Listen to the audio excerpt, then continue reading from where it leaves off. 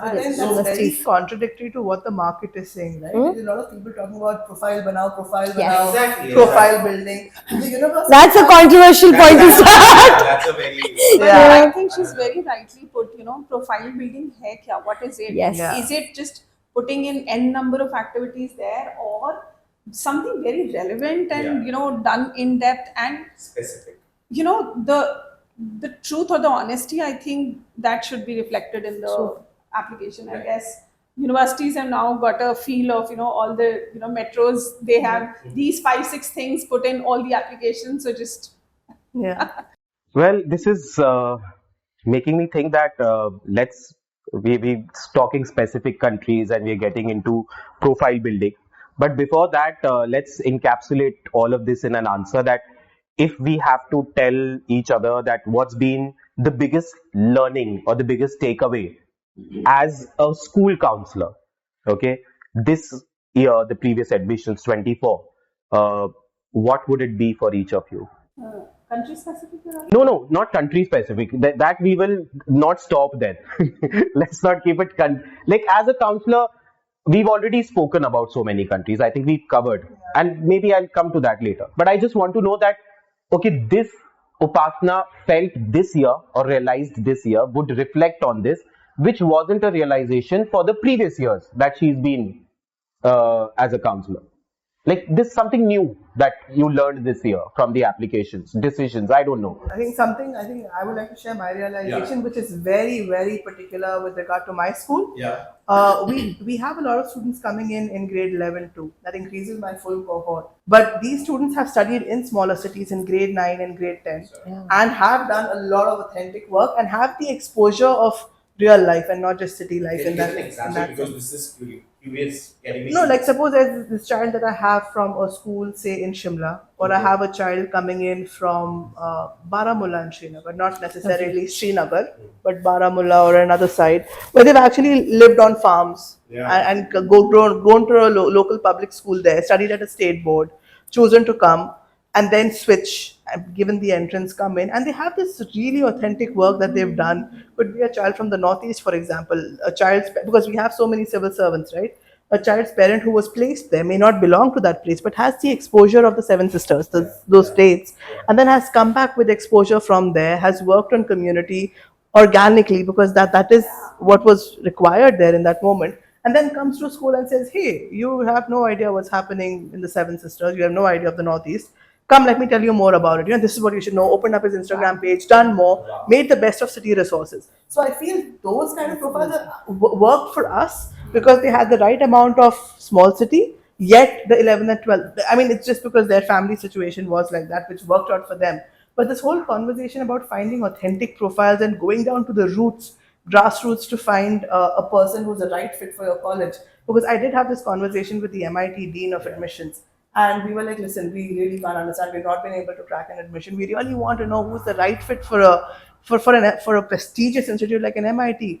And he gave me this example of a girl who's from a tier 3, not even a tier 2, a tier 3 city, very small public school, but was the right fit for him because she had done everything in school. She had topped school, she'd done excellent profiles, worked in her community around the school, and that was enough. And here we are doing great international level Olympiads and it's not working. True. So that is one learning for me, that keep it as authentic as you can. Everyone else supporting you on the journey is fine. I have no resistance to that. But keep it authentic to your passion. Like the checklist is somewhere there. Yes, the universities expect some level of competition and some level of competence from you, but you get to define that for yourself. And you don't have to, sorry, but you don't have to get in big names if you're doing something for your profile. Even if you're authentic, what you use will ultimately reach the university in the right places, and you will, right. I think one word for what you just say, we can sum it up in one word, which is, they're looking for something very unique, and unique will only come if you're writing from your experience. It's very personal. So I think that is the key, and kids should stay with something unique and connects them with their grassroots. That's important. So your unique learning maybe. I think for me, it has been more about students being able to express their learning. So I have had also very interesting conversations, students having some very, very different experiences. But I have somehow seen a lack of ability of students to be able to express that, whether it's in the form of personal statements, whether it's even in the form of conversation with teachers, whether that's still happening because of COVID. I've seen a lot of students in 11th and 12th grade not being as connected to school as they used to be, and which is why they are not able to come out the way they were coming in 8th, 9th, 10th grade. So for me, the last season has been more about student interactions, and actually I've put myself into more counseling sessions. I've had my team having more and more interactions.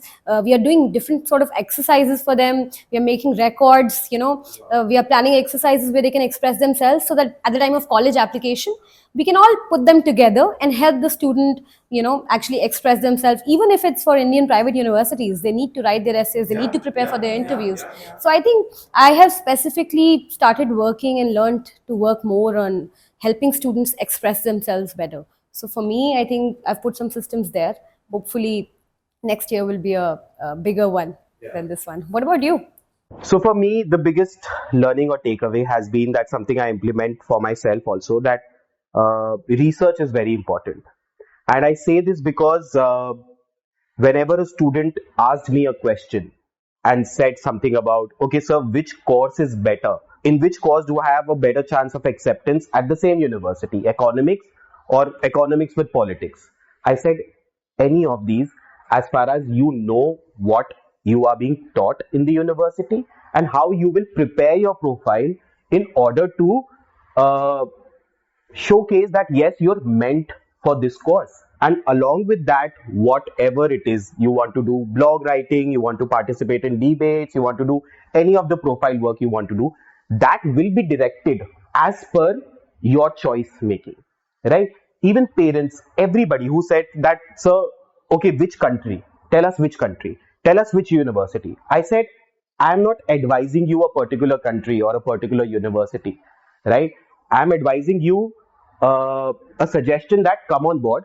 Let's research everything. You want to talk to a university, you want to have a conversation with a representative from the embassy, you want to read articles about that, do your own search, and then let's rigor this out and lead to a conclusion which the student and you are able to say, yes, this is why we are applying to these 5 universities. You have really good parents if that is the case. Yeah, First up, because none of mine are doing any of their research. It's going to take a lot of effort to get them to that level for sure. Yeah, I think so for me too. I mean, there's a lot of conversation, and I see a lot of students do show interest, but somehow, it fizzles out, and, And there are a lot of cooks in that kitchen, aren't Yes, there? There are enough yes. people guiding them, and Yes. chacha mama and counselors and somebody who's already at the university. They're all bringing in their own bias and experience. While they're bringing their own exposure, they're also bringing their own bias, which us as counselors also might. Why don't we expose